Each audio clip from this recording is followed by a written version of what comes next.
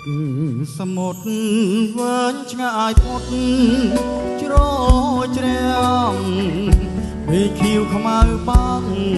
លើមាត់ច្រាំងគប់ជួតគ្នារលោករលេងក្រោមចានទ្រាឲ្យរងារន្ធត់ស្លុតកាមមាចានណូពីរៀងត្រចាំងច្បាំងប្រភោសាបសៀងជំនោទូចងោតូជលសាចុងស្រលរេរំតាមវាតាប្រឆ្នេជលសាជាលំម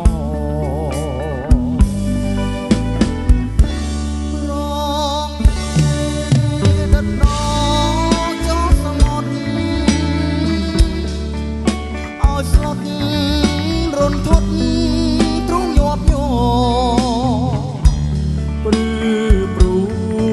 ចដូចនឹងស្របលំអសមុទ្រផុតនិសាយ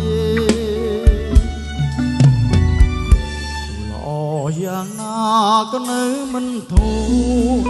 ស្រួនវិសុទ្ធទូខ្យល់សមុទ្រទេពសយុទ្ធនឹងចាត់ថ្លៃ